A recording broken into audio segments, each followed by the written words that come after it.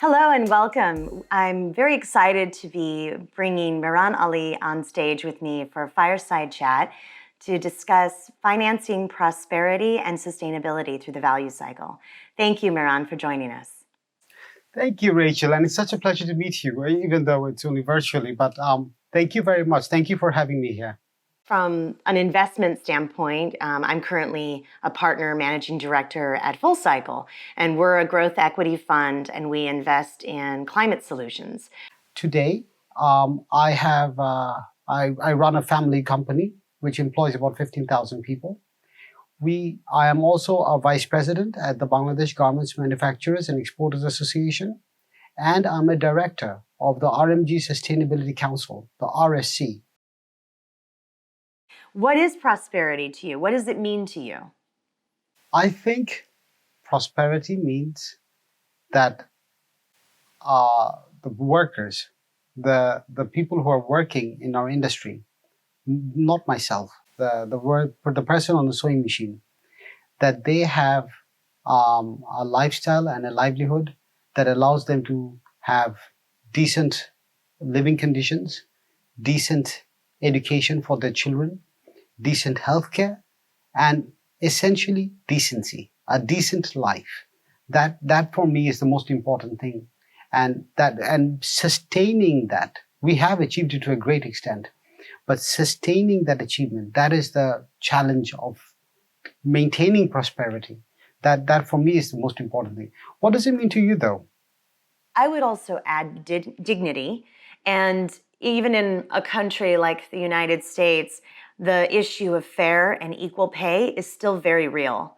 And that's at all levels. So being paid a fair and equitable wage for your work is critical at all levels, whether that is an hourly wage or equity, whatever it is. Being paid fairly and equally is a challenge that most women around the world are still fighting for. There are so many investable opportunities, and it could be everything from renewable energy generation to waste management. How have you thought through some of those investment requirements, keeping in mind how you balance the CapEx with the potential opportunity? In addition to the safety issues, which have obviously improved, another thing we've looked at is the growth of green industries. If you were to ask for the ROI or the payback, the number of years for getting a payback on rooftop solar, on the electrical motors, on the ventilation system, almost all of these things have some sort of a reasonable payback. Water recycling does not yet have a payback. So this is something that would be an interesting area to explore. How do we tackle it? This is a challenge for our industry moving forward. When we think about planetary boundaries, water is one of those classic areas where we've underpriced the real value of water. We don't really take into account the negative externalities in much of the global pricing on this particular resource. And I think going forward, it will be a challenging area and will become increasingly important how we manage the economics of water in order to put the right value on it. In your mind, what would it take for the entire industry to move along a trajectory similar to yours? And where might there be opportunities to invest in that process for entities like mine, where we can help support the transformation of the industry? The problem, and this is something that applies for all of us, not just in Bangladesh, but within the Star Network or in Morocco or Turkey or Indonesia, it's collaboration. That is what is missing. What the COVID crisis has shown us is that there is a massive gap of collaboration and cooperation with these retailers within still relatively a smaller part of the world, within these retailers and their suppliers. And this gap has to be bridged. I'm also a spokesperson for this Purchasing Practices Project with the International Apparel Federation. And it's our network plus 3 countries, Morocco, Turkey, and Indonesia, plus the International Apparel Federation.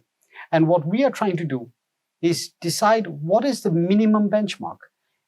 Within the apparel industry, there is no minimum standard for buyers' behavior. There is a minimum standard for a manufacturer's behavior. So if you look at any brand's website, whether it's Patagonia, whether it's Levi's, it'll start with, all our suppliers must comply with all ILO conventions and national and international labor practices. All well and good. Thank you very much. And we will comply and we will do our best. But in the meantime, what is that customer supposed to comply to? And there is absolutely nothing anywhere really which actually demands that same level, not the same level, but any level of common compliance from the purchaser. Any investment to make the apparel industry more efficient, less energy consuming, and more conscious of the world that we live in is feasible, provided it is coupled with a partnership with the people who are purchasing from that factory or that country. How could you help me get $20 million at financial terms which are feasible? We look at what are the large and growing markets where we need climate critical infrastructure. We do focus on abatement opportunities. We also try to understand how many places in the world need this. So what we're trying to do is truncate those cycle times and help create more of a transformation for an industry, not necessarily for just a particular company. And we try to understand what areas of the world need this investment, and we try to offset the risk of that investment through exactly what you mentioned, which could be collaboration with some of these large brands and other partners within the industry in order to secure, let's say, offtake agreements or some other types of purchasing standards. Safety is an occupational health and safety is an ongoing process. You have to constantly work at it. You have to constantly work on it. And it is through that process that you achieve at your ultimate goal. Your ultimate goal is to prevent and to the greatest extent possible, eliminate workplace accidents. That is your goal. And to reach that goal is a process. We have now in Bangladesh come further in this process than probably any other country in the world. And that is because of all the different initiatives that took place. Rana Plaza was an initiative. Rana Plaza was a tragedy which resulted in a number of initiatives, all of which I was involved in, many of which I was involved in, which made myself and my factory and my industry safer for the people who work in it. However, COVID showed us that while I might have become safer and my worker is now safer in her workplace, her livelihood is not secured, because her livelihood now depends on essentially the balance sheet calculations of somebody sitting somewhere else. We all work in a relatively free market. It's not necessarily a free market. The United States, unfortunately, has bizarre duty structures in place for exporting countries. The European Union has probably one of the most pragmatic and open-minded approaches to trade in the world, and we appreciate them for it.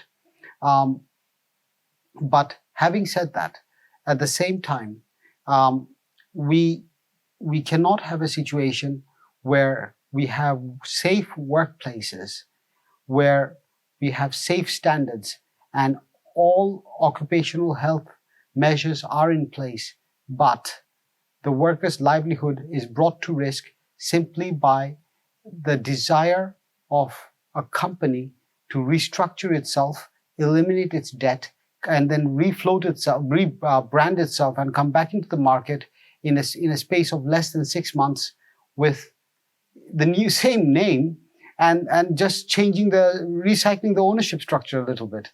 The CEO becomes a shareholder or a silent shareholder, and the CFO becomes the CEO, and they're back in business. but the liabilities that's dumped on the factories. That's not fair. So what you're referencing here are the arcane bankruptcy laws that give these buyers a way out of their obligations. We now need to also think about adaptation, because when we think about infrastructure, when we think about the value cycle, there's a risk now that has never really been known before as it will going forward. COVID represented, as a global pandemic, a risk that affected every industry, every population on the planet. Climate change is like COVID in that every single person will be affected in some way, but it's a systemic risk, it's a threat multiplier, and it's going to occur on a regular basis with a variety of natural disasters, scarcity issues, drought issues, migration issues. The complexity of the threat that's represented by climate is far more intense and long-lasting than what COVID is, which is a very intense moment in time, which with vaccines and other solutions we can manage. We may never fully escape, but we can manage. Whereas climate risk represents a step change in the risk level, and it also means that more populations will be impacted. What is now necessary is how do we think about who's absorbing that risk? How do we manage risk? Who is responsible? Who are the responsible actors in this system that will be able to step up and be accountable and responsible? And when you mention these buyers who are shirking their responsibility as buyers in this system, what happens when we're talking about one climate risk after another that's affecting different places on the planet? This is why I think a proactive view towards how is disaster and risk managed in a global system, and how do we ensure that at the end of the day, it's not the factory worker who's left absorbing the risk when they have the least ability to absorb it. Unfortunately, the market, and when I say the market, I mean the stock market in your country, pays far too much attention to essentially greenwashing than it does to people who are those brands who are actually really trying to make a difference. And there are brands out there, there are global brands out there who are trying to make a difference in their supply chain. And that is something that should be rewarded both by the consumer and by the stock market. I agree with you that many are rewarded on the stock market for the statements they make and short-term gains rather than the long-term investments they're making and being transparent about the full reality of their supply chain. What incentives do we need to bridge this finance and investment gap? What do we need? From my standpoint, I think the policy environment is incredibly important. I think putting a price on carbon is very important. Understanding how the resources we use in industry should be valued is important. Water is an example, and we talked about that earlier. And how to operate within the planetary boundaries without having the typical and traditional capitalist sense of we exploit nature because nature's free. Nature's not free. We have vital ecosystem services that we have not valued correctly, and we need to do that going forward.